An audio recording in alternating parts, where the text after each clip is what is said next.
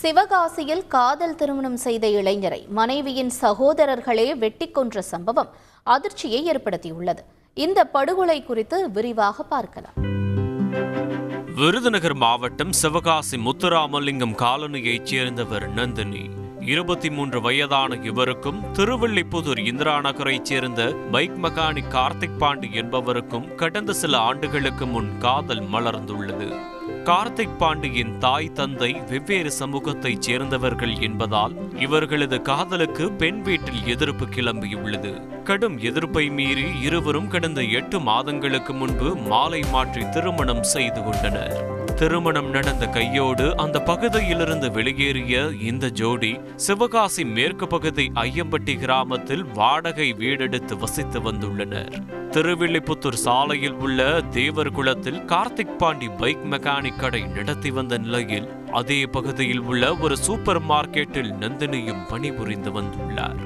இந்நிலையில் நேற்று வேலை முடிந்து வரும் காதல் மனைவியை அழைத்து செல்வதற்காக சூப்பர் மார்க்கெட்டுக்கு வெளியே ஆசையோடு காத்திருந்துள்ளார் கார்த்திக் பாண்டி.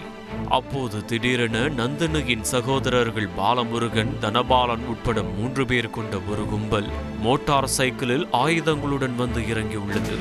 இதை பார்த்து அதிர்ச்சி அடைந்த கார்த்திக் பாண்டி உயிர் பயத்தில் சூப்பர் மார்க்கெட்டுக்குள் ஓட முயன்றுள்ளார். அதற்குள் மறித்த அந்த கும்பல் கார்த்திக் பாண்டியை சரமாரியாக வெட்டியது. இரத்த வெள்ளத்தில் அவர் துடிதுடித்து பலியான நிலையில் அங்கு வந்த போலீசார் தடயங்களை சேகரிக்க தொடங்கினர். கொலை செய்த கையோடு பாலமுருகன் உட்பட 3 பேரும் திருத்தங்கல் காவல் நிலையத்தில் சரணடைந்தனர். காதல் திருமணம் செய்த இளைஞர் 8 மாதங்களில் வெட்டி கொல்லப்பட்ட சம்பவம் அதிர்ச்சியை ஏற்படுத்தியுள்ள நிலையில் இது ஆணவ கொலையா அல்லது கொலைக்கான காரணம் வேறு ஏதும் உள்ளதா என்ற கோணத்தில் போலீசார் தீவிர விசாரணை நடத்தி வருகின்றனர். செய்திகளை உடனுக்குடன் தெரிந்து கொள்ள உடனே சப்ஸ்கிரைப் பண்ணுங்க.